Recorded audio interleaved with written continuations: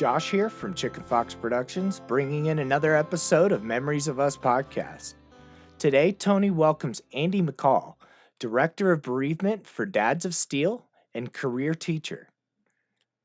Andy's grief journey started some years ago after the loss of his young daughter, and this is his story.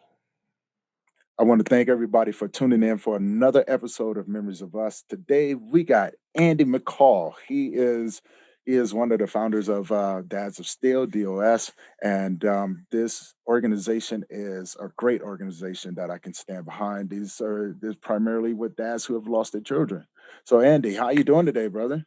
Man, I'm good. I'm just honored to be here, man. Honored to be with you, be part of what you're doing, and spread what we're doing a little bit to reach who we need to. Exactly, man. Exactly. So, man, tell everybody how you got into just tell everybody your story, man. How you got into doing what you're doing right now. Yeah, so it's a long story, but my daughter Penelope was my firstborn, and she's the one that made me a dad, and she's also the one that brought me into this grief world. A few months before her second birthday, she died of stage 4 cancer, and as heavy as that is, she had some problems before. She lived a very medically fragile life, but we didn't let her diagnosis be her definition. We didn't let all those things that with um, some of her neurological issues, having special needs. We didn't let that stop us, because she's what made me a dad, and I wanted to give her just like any of us. And then, when we got to the end, we found out it was cancer, and she didn't have very long. From the time she was diagnosed to the time she passed away was just a couple months. So we didn't have a very long cancer journey. And, so then I was a new dad, and then I became a bereaved dad. Yeah. And in just, 2 years. So I was just figuring out what it meant to be a dad, and then, have to deal with that loss. And I didn't handle everything right. Did what every man does early in grief. I went back to work. I tried to stay busy. I tried to do all these things that I thought I could control, and didn't ever really deal with my grief. Right. And through all this, the one thing that I did do that was pretty constant was I wrote my feelings down. Because again, as a man, we're two men sitting here. This is like a unicorn. Us men, we don't talk about our feelings. And I didn't know who to talk to or how to talk to anybody, so I wrote.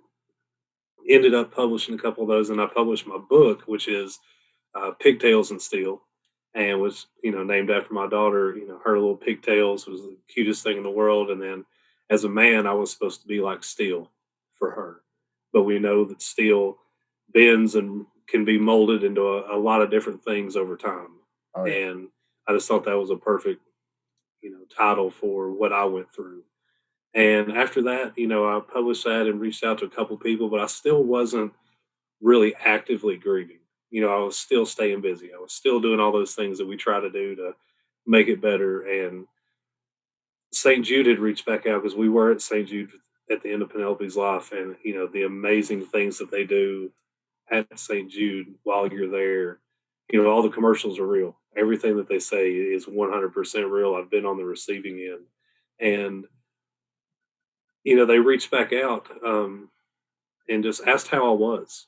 And I thought that was something special for a place that, even though we weren't there anymore and we weren't the success story, they still reached back out and kept in contact a little bit with them. And then they asked me to come back on the parent side of it and join their Stay in Touch program, which is where St. Jude takes bereaved parents and uses us to reach out to other bereaved parents to just to give some, make sure somebody's there.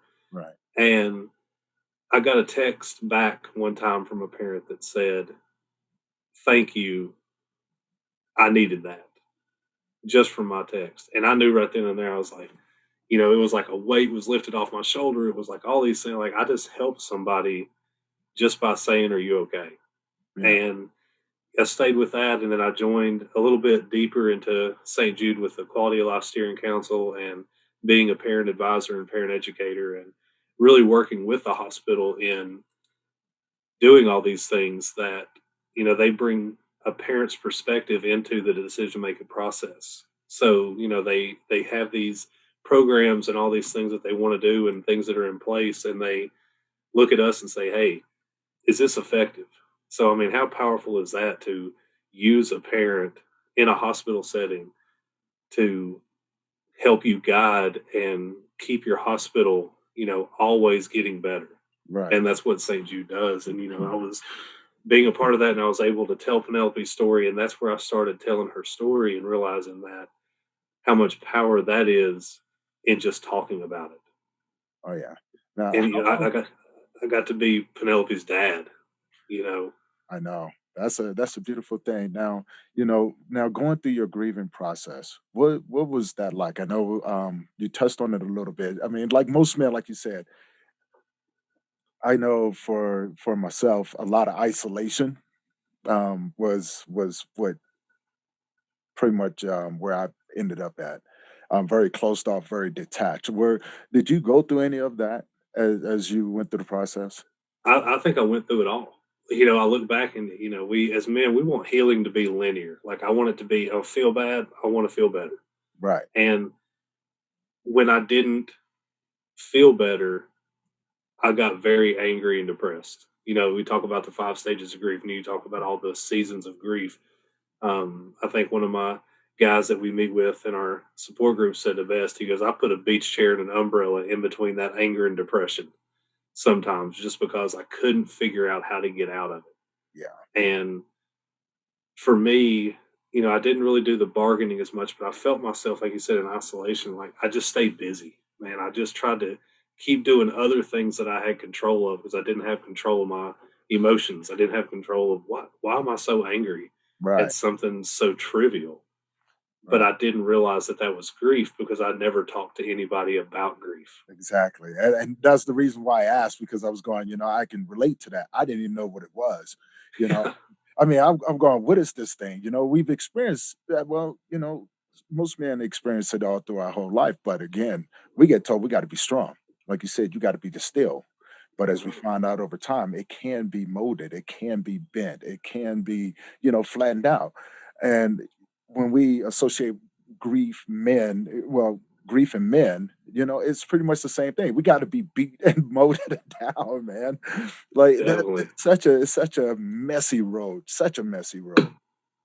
And I think when we try to stay in that, we try to stay in that lane Yeah, of being stoic or being the strong one all the time. When we feel that first little bit of emotion, we think that's weakness, right. and we're not supposed to cry.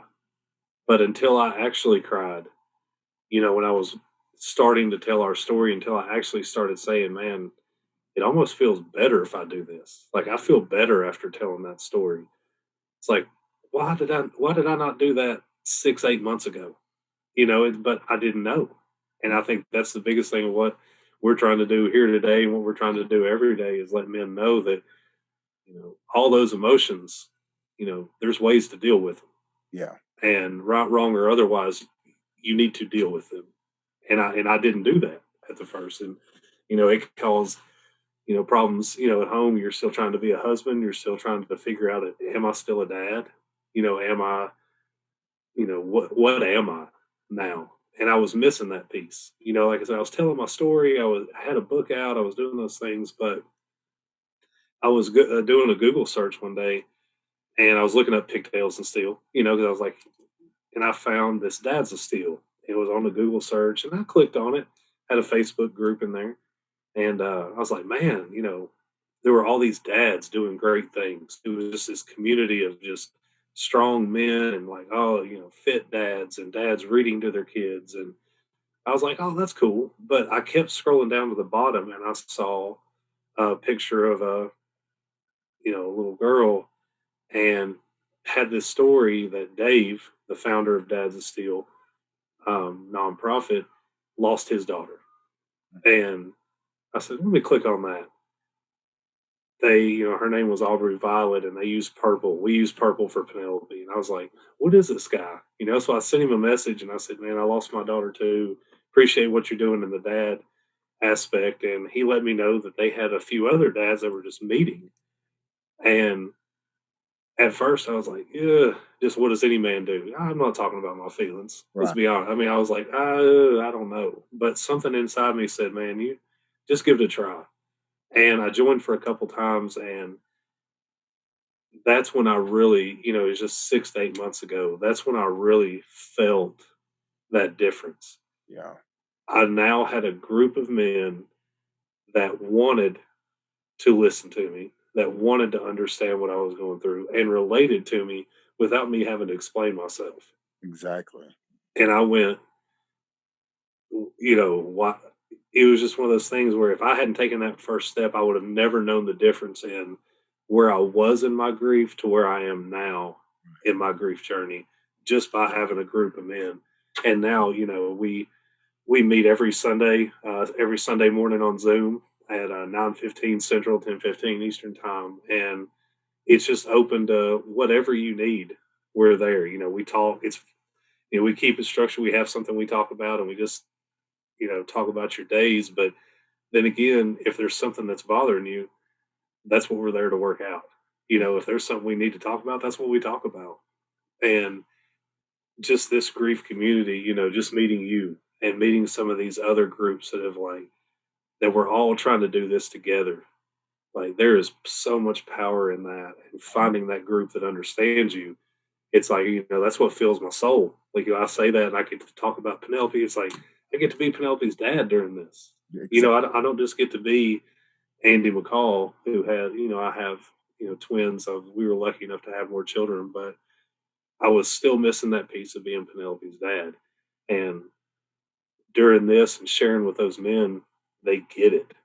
Yeah. They understand when you're mad, when you're frustrated. I was like, we had a little conversation. It's like you don't even have to explain. It's just the head nod instead of the head tilt that most people Exactly. give you. Oh yeah. There it is. If they have never experienced a pain like that, and you know, losing a child is the worst sort of pain you can ever imagine. That's a pain right in the soul, man. And I still struggle with that one. I'm not afraid to admit it anymore. I remember when I first lost my son, right? I was always afraid to admit that how I was feeling, and it was that one moment where I went, you know what? I can't hold it anymore. That And is. there was so many nights I was curled up on the floor in just a little ball, just bawling my eyes out, waiting for wanting it to stop because Yeah. like you said, we want healing to be fast. We want it right now.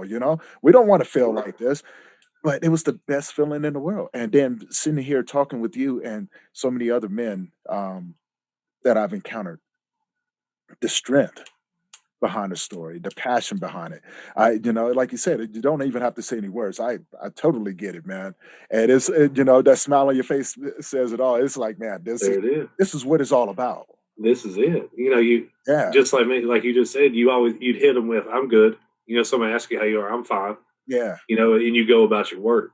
But like you said, every night you come home and you still had those emotions there. And like you said, some days it was balled up. Some days I was doing stuff that trying to mask it. I went to drinking here and there. And then I just woke up with a hangover and still felt bad. And it yeah, was like, why, but that's all I had, and that's all a lot of the, men, how we feel alone in this. And I think that's what we're trying to do between, us and this grief community is say, hey, man, you're not alone. yeah. Like, we get it, brother. Like, we get what we know what it's like to go through here and be mad at little things that you can't explain to anybody else, and they think you're crazy. Oh man, Because, too. yeah, because nobody wants to be in this club. Nobody wants to be in this bereaved dad club. No. But we're here, and we got to make the best. We got to make the best out of it with each other because you can't go with this alone by any means. We as men, we as human beings, we're not meant to do it alone. Let alone being men and fighting the stigma that's around the men, and trying to break through to them. And do you find that it's a lot easier now to reach out to the men to get them to open up to you than say before when you first started? I think now because I feel that deep connection, and I'm looking for that connection because I learned to listen a Mm, lot more.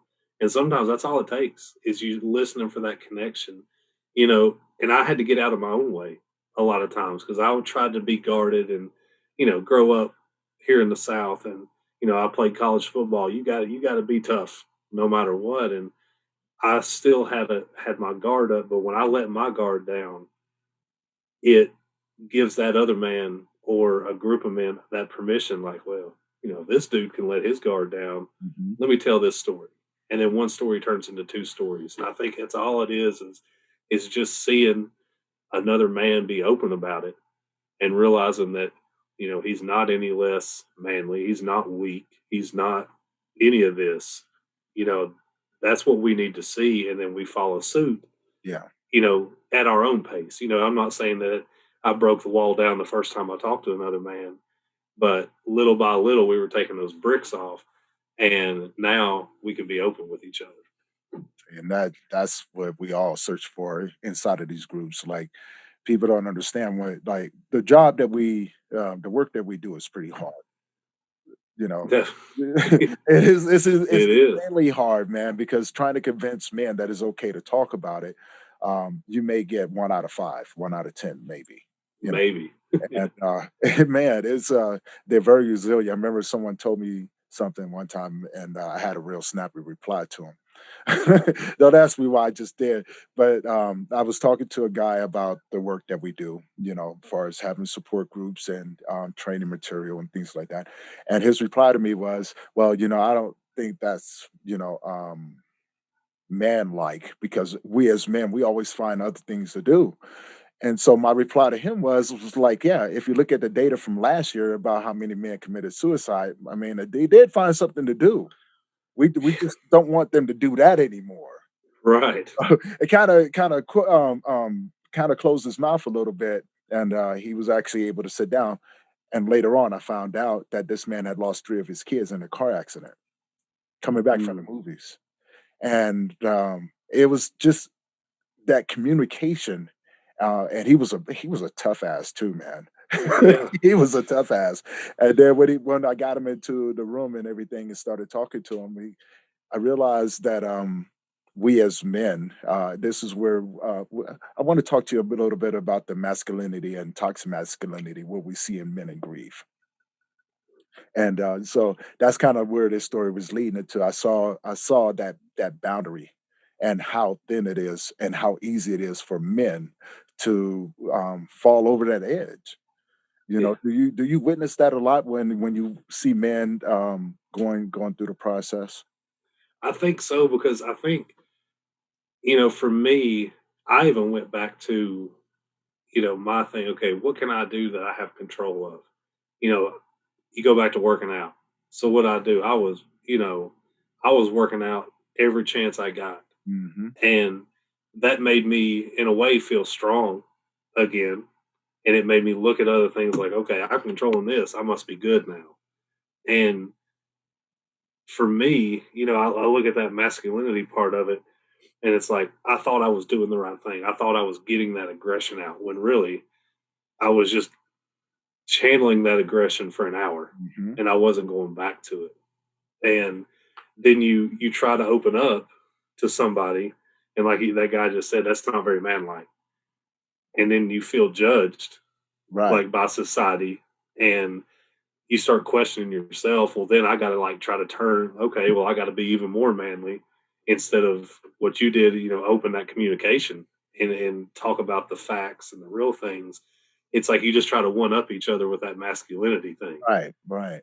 It's like, well, I'm gonna prove to you I'm a man and still deal with my grief. When I'm just being counterproductive the whole time.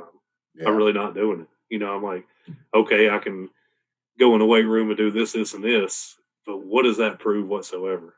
Nothing.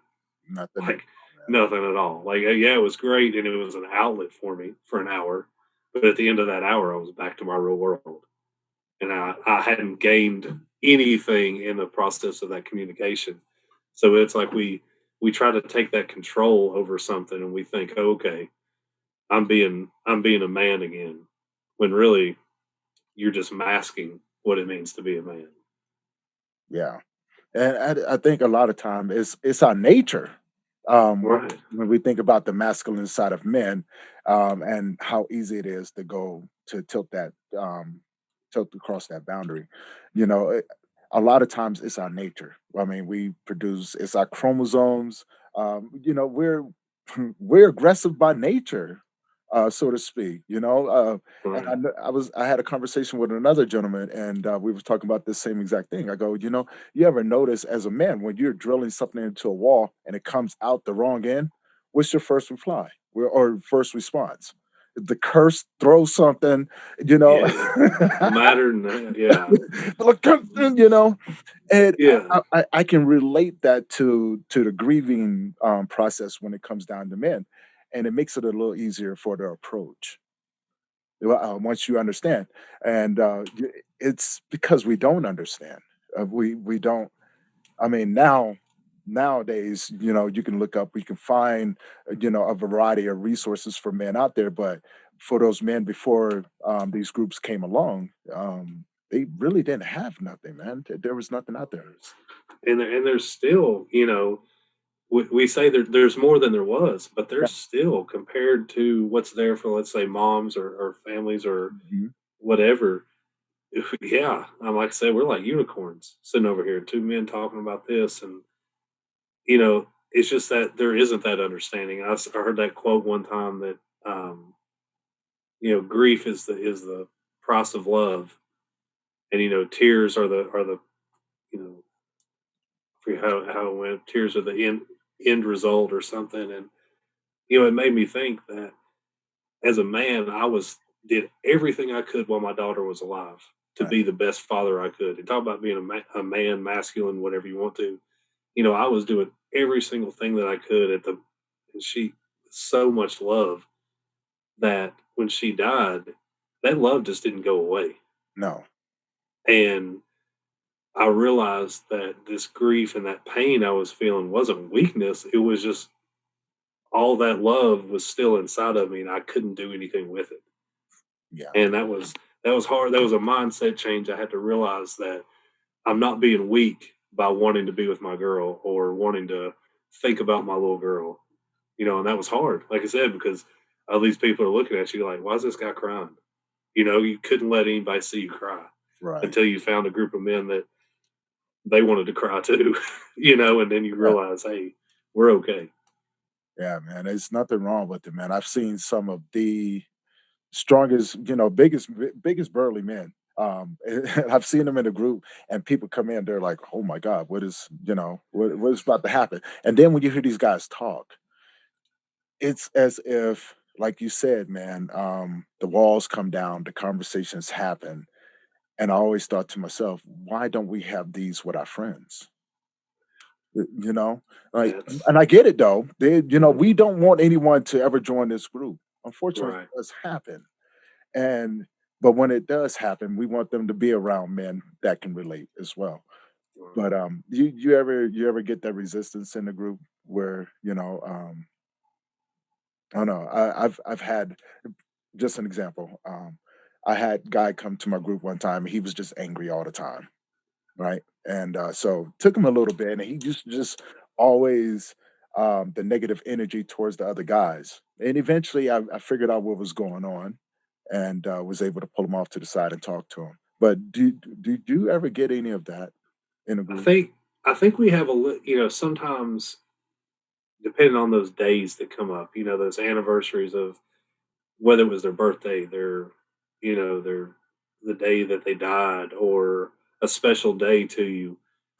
You know, in the normal world, we can't let that emotions out. So when they come to the group, you'll feel like you almost feel that, even though it's through Zoom, you Right. feel that they got something inside of them. And I think when we talk, we try to get that out real quick. Of like, is there anything bothering y'all? Is there anything going on? And it's like you try to address that at the first, but still sometimes they don't want to share that, and they want to vent about all these other things that are going on, which is good because again, they don't have that outlet anywhere. Right. But until you actually say that, it's hard, man. It's hard to put yourself out there and just say, you know, yeah, her birthday's coming up and I can't deal with it.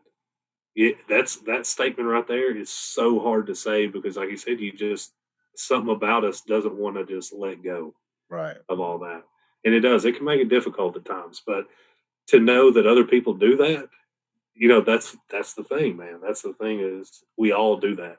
We just got to work through it. Yeah, man. Um, what are some of the other things that that you're involved in right now?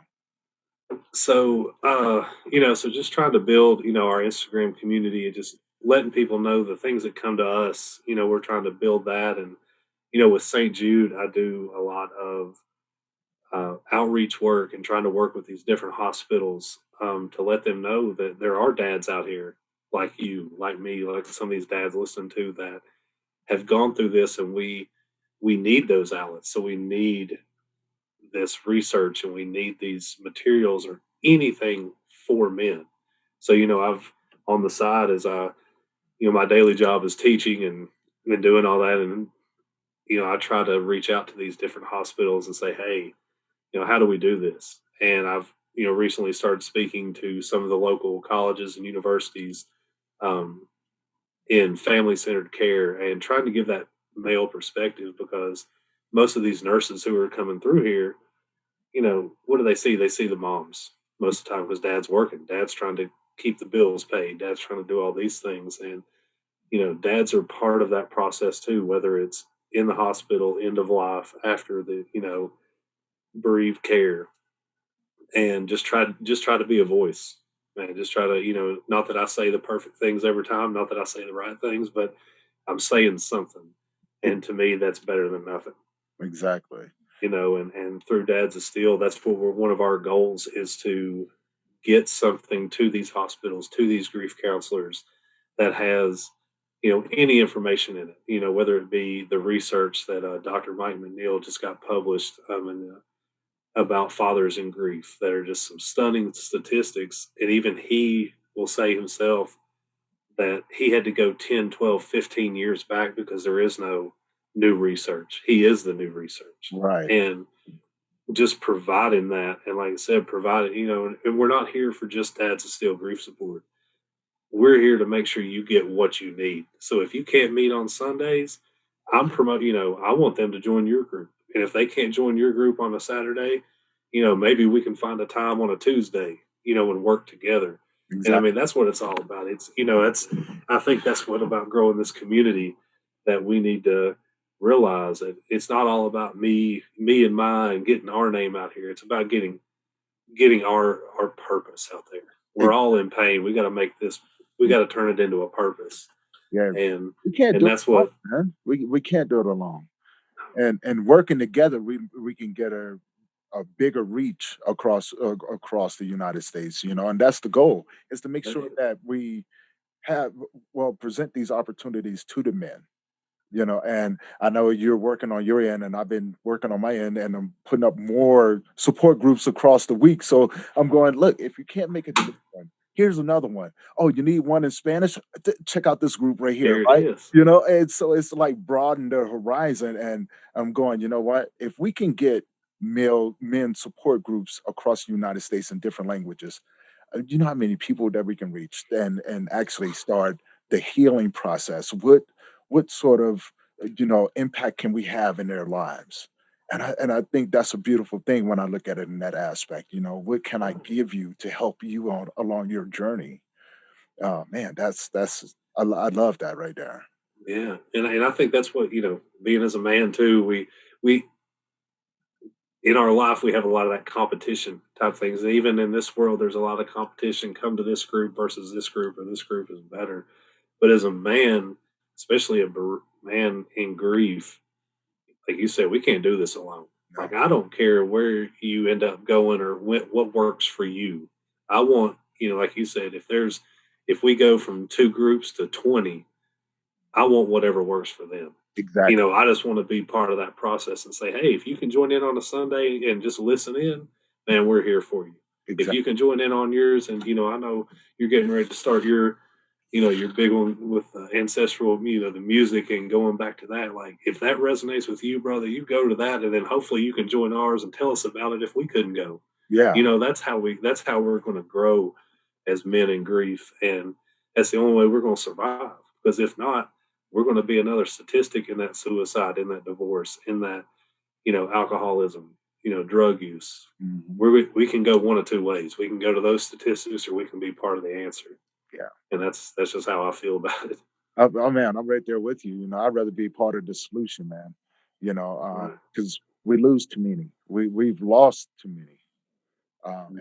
and it breaks my heart when I think about that. But one thing I wanted to talk about, as when you were going through your grieving process, your relationship, because I think it's important. A lot of men think, that what we go through it doesn't affect the relationship, and it actually does. And I think you have a really interesting story about how it affected yours. Yeah, that I didn't do things right at all. I made some, bad decisions when, like I said, when I started drinking, when I was, trying to stay busy. Mhm. And then I was come home and I see my wife who, her whole world was Penelope, and, she stayed home to take care of her. And, she was still here at home. And I come back and, I'd be mad at things like the dishes not done, or why is it dirty in here, when, her grief process was taking her through one thing, mine was taking me through another. I wasn't dealing with mine, so I was taking it out on her. Mm. And, you know, I I take full responsibility of not being the husband I should have, until the point where I was like, we have to talk. And I think it was mostly her coming up and saying, we've got to talk, we got to fix this, or this isn't gonna happen, Right. and we can't go on like this. And learning what it was like for her in her grief, which was completely different from mine at different points. I was like, wow. I was like, man, I am being a terrible husband, and I'm being a terrible man when I think I'm being the man by staying busy, paying the bills, doing all those things. I'm like, on the emotional side, I was doing Mm. everything wrong, but just because I didn't listen, and I was too worried about suppressing my grief to help her through hers and us through ours. Right. And I was like, "Pff." But once that happened, and I started opening up and listening to her and giving her what she needed, I was getting what I needed in return Mhm. through that. And like I said, and I think that's what makes it for other men. Like, they see us and we're out here talking.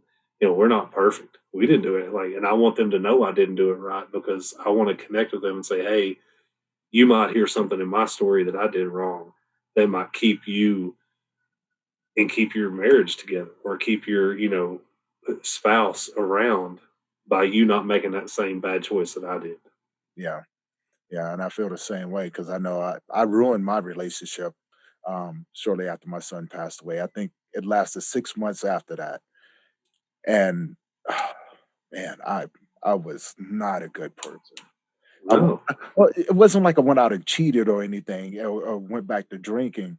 I just became very detached from her. Right. I didn't wanna Which is talk to her, I spent more time sitting at the lake than I did at home, and eventually, like yourself, she came to me with a reasonable question.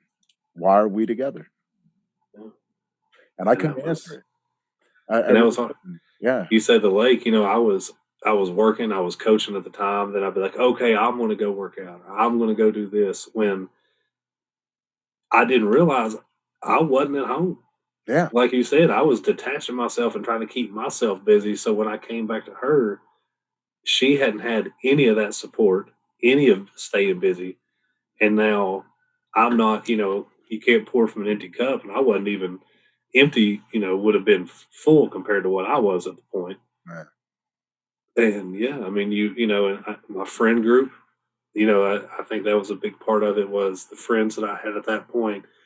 We weren't talking about it. They were doing the best that they could, to support me. And when I look back at it, there wasn't, it was keeping me busy. Right. Again, it wasn't having those conversations. And, I changed my friend group, um, for better or for worse at that time, those guys did the best that they could, but I needed more. And Exactly. I changed friends and who I was hanging out with and what their mindset was. And they pushed me to be a better man because they wanted to talk and wanted to have those conversations. And then Ellen wanted to talk and have that conversation and be stronger and keep this family going. Mhm. And I was like, all right, I got to, it's time to be a man. It's time to be a man and get your head right and get going. Now, going back to your friends, did it ever change your conversations with them? I know we talk about the differences from the friends that we had before, right? Right. And then after that moment it changes our lives, did you find that it changed your conversations with them? Where I know they try to support us. We look at it and go, well, now we know, you know. Right. And I know I took mine very, very personal when my so-called friends were trying to support me. I was going, like I don't want to go do this, but I noticed that the my conversation has changed with my now friend group, just like you said. But what was some of the things that changed with your friends from there?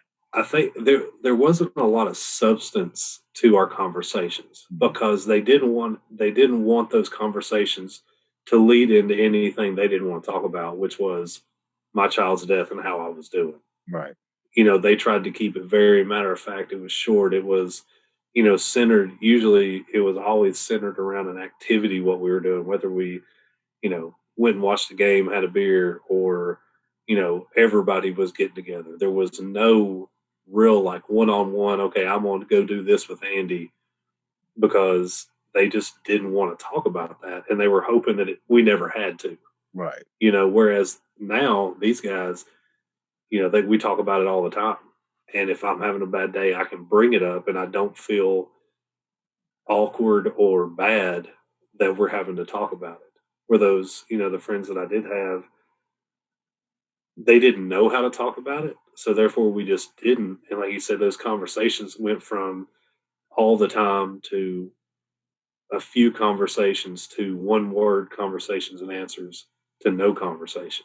right, And you grow apart. They just detach themselves because like you said, I didn't want to go to everything. I couldn't go to a party or go be in a big crowd. So what do? They just stop asking. mm, Not that I didn't want them to stop asking. When they stop asking, they start doing their own thing. I get left out of stuff. So now I'm mad because I resent them for going to do these things. And it's like, well, I might not have went anyway, but it'd been nice to ask, right, you know. But they just stopped doing that. And I was like, well, I don't have anybody.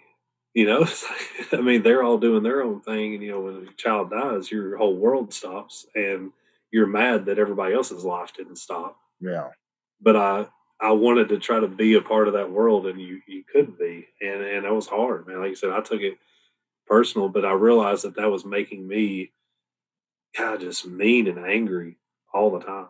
Like, it was just because I didn't have friends to open up to, I didn't have anybody to talk to. right. Because when I said something, they go okay, or oh man, I'm sorry you feel bad, and then it was straight to something else because they didn't want to go there with me, and that was hard. That was hard to do. Yeah, that was one of the I just stopped talking to people. I Yeah, really did, and you like, do. I got tired of people asking me if I was okay. That was the biggest thing, man.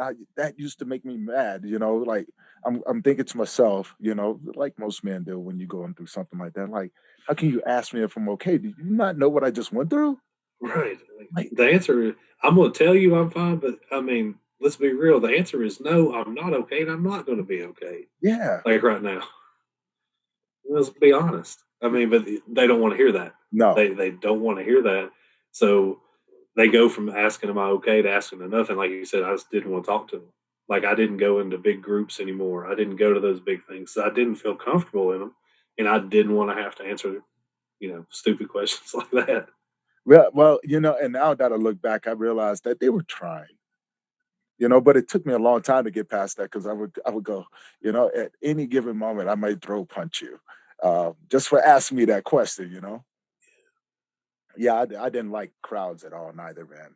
I still now I still have a problem with crowds. I don't know.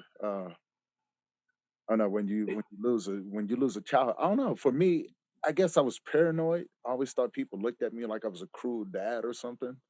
But then I Or realized, they look at you with that, that head tilt, and like you're always wondering if they're like, oh, that's the guy whose child died. right? Not they don't see me anymore. They see that story, Yeah, and that's hard because you don't want to be that guy, but it's like so yeah, you just stop going, and if we told anybody else that, so like if somebody's listening to this, you haven't lost a child, they're probably like, these guys don't want to go to a football game or something anymore, and I'm like, it's hard. It's hard for me to people don't want to really go. understand that. Like we still grieve the moments that we can have because we don't have our child. And these are things that I know for me, and I know probably for yourself. These are things that we would like to do with our children. So it's very, very awkward.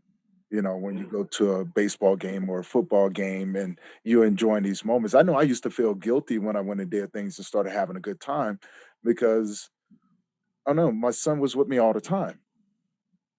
Right. He was everywhere I went. He was attached to the hip with me, right? And so Right. I remember the first time I went to go see a movie, um, and driving there. I remember looking in the rearview mirror to see if my son was sitting in the back seat because I never did anything like that without him. And so Yeah, that'll hit you, man. that would hit You me know, hard. And then I get there and I go to order the ticket or purchase the ticket, and I automatically look down and I realize he wasn't there, and I think I got the ticket and walked out. Like I don't know. It took me a long time to get into it. Did you find that as well? It took you a little bit to get back into the groove. it did, and it's like not for lack of trying. Like I would, like you said, I would go try to do something, and it just you just couldn't, and you can't explain it. You can't audibly tell somebody like this is how I'm feeling right now because it seems so odd or different. But you telling me that, like I understand exactly. And if there's any other men listen to this, they're like, yeah, this, and this. For me, it was picture day at school. Mm, I'm being a teacher, being an elementary teacher. That happens twice a year. All these kids getting dressed up, and that triggers me still to this day. It's been 5 years since Penelope has passed, but every picture day, that's all I think about is she never gets to have a picture day. right. But if I tell somebody that during that time, they're gonna give you that weird look. They're not gonna understand. And but you tell somebody that understands what it's like to lose a child, and they're like, "Man, I get you," and Yeah. you don't feel as bad about that because it's okay to feel those things. It's not okay to stay there in that dark place for very long, but it's okay to feel that every now and then and be like, you miss them, and you gotta work through those emotions. And now I'm okay. Like I can participate in it, but that doesn't still mean I like it. You know, that doesn't mean that, I that like every minute of it. that makes more sense to me because I do understand. I don't get invited to those things anymore. Uh, it's kind of strange when I show up and people are like, Where's your kid?" I'm going, "Well, he's here in spirit." Right? And I don't mean any disrespect when I tell them that neither. Like my kid was here in spirit, but I had been invited to the events from like his teachers. Like he was in hip hop class, so I got invited to one of the concerts just recently, and I just had to turn him down. But I did show up to talk with him, and I remember seeing some of the other parents that were in the class that remembered me, and they kind of had the head tilted look, and I'm going, "This is why I don't come here." Yeah, this is it. Yeah, this is why I that don't look, do this. that look is why I don't go places. Exactly. And like with that being said, my brother, what are some of the things you got coming up right now? So we're working on building up our website a little bit and trying to, get those resources out there, be out there, a little bit more. Mhm. We've got a couple podcasts coming out. I've got a couple St. Jude projects that in the near future, hopefully we're going to be, building this men in grief, thing up really, just trying to be out there so definitely anybody that hears this and connects with you and feels like that, we could help their story or help their mission. You know, the answer is yes. It's like how can we be a part of that? Exactly. And we're going to staying consistent with those Sunday meetings. Is our big thing right now because I want to be there. Like you said, whether it's just for somebody to listen or to actively participate or just pop in to see what it's all about. I want to make sure I'm there. So trying to trying to build that thing into something right is our main goal right now. Yeah. Sure. Now, how can people get a hold of you? Like far as on social media and things like that. Yeah. So Instagram's the easiest way where we are right now, and that's at DOS Grief Support. And I'm on there every day checking messages and checking those. My email is andy@dadsofsteel.com. So Dads of Steel is the nonprofit out of Chicago that they work with families and things. And on the Dads of Steel website is a grieving dads tab. So we're part of it. We're still dads. We're still connected to everything a dad does, but we have our own place on the website. Even my personal, I've got a Twitter, Coach McCall 65 or McCall A65 is my personal Instagram. I have a lot of people reach through there because they might not see a connection on Dads of Steel, but they see a connection on my personal that might show family or some of the interests that I have. Like, oh man, this guy, he does this too, and he lost a kid too, so maybe I can connect. Mhm. That's how I found Dads of Steel. I just did a search for some things, and there we were. So any way to reach out, I want to answer you however you need to get to me. Now, with your groups and everything, how if a person was trying to get into one of the groups, how would they go about doing that? They can just send me a message and I send them the Zoom link. All you got to do is have a Zoom account. We took the password off and just made sure that it was a one click and go Zoom link. So I have that. Hopefully soon I'll be having that on a little link tree that'll be there posted since you don't have to have a recurring password. So uh, just ask me for the link. We say DM for the link, but if you want to talk first and see if that's good for you, Mhm. talk. I'll call you. I'll email you. I'll send you all our information, and then you can make that decision. Yeah, And then if I'm not right, I'm gonna send them your information. Finding somebody that's right. exactly. And you said that you guys are on Facebook as well. Yeah. So Dads of Steel, as a whole, then I'll probably they can just search Dads of Steel on Facebook, and Dave is very active on there, and our president Don. Everybody's on there posting, and if you send a message to Dads of Steel that way, it's going to get to me. I'm gonna see that, and I'm gonna find that, and we try to because you might see something on there, or if even somebody from a place, because Dads of Steel is all over the world, and you might find a guy that is around you who, he might not be a grieving dad, but it's another good man you can connect with, Right. and we can find each other that way. So it's really however you feel comfortable reaching out, we have those avenues to do that. Okay. Now, if you had anything to say to another man out there right now, what words would you give them? Man, you just have to grieve. You have to look at yourself in the mirror and say, okay, I need to deal with this because I'm a product of not dealing with it. And where I am now really connecting with my own self and now connecting with other men, there is so much power in finding a group of men that understand you and want to understand you and want you to talk that it can't be described. We've tried to do a good job of describing it here, but until you're in that and you understand how accepted you are for you and whatever stage in grief you are, that's what I want to be for somebody. And we're here if you need us, brother. We're not you're not alone in this. You're not alone in this grief journey, even though we feel like we are as men sometimes. Yeah. Yeah. Well, Andy, man, I want to say, man, thank you. Thank you for being up here sharing your story with us and everything, man. And for everybody out there listening right now, his information will be on the website. It's actually on my Facebook page as well. If you want to get in contact with them, make sure that you don't miss the opportunity as a man to be a part of these groups. And if you can't make it to mine, go to Andy's. And there's several other groups that's going on throughout the week. Just stay, keep visiting the website as I keep updating the resources and things like that. And for all you men out there, as Andy said, man, you're not by yourself. There's people, other men out there that want to be a part of what you're going through and conversate with you. And with that being said, thank you for tuning in for another episode of Memories of Us. And today we're going to give a shout out to the Grief Connection. And, go and check out their website and see what sort of support groups they got going on, the training that they have going on as well. Thank you for supporting Memories of Us podcast. Don't forget to like and subscribe. New interviews post every Tuesday. You can check out Memories of Us podcast on all of your popular podcast platforms like Apple, Spotify, and iHeartRadio.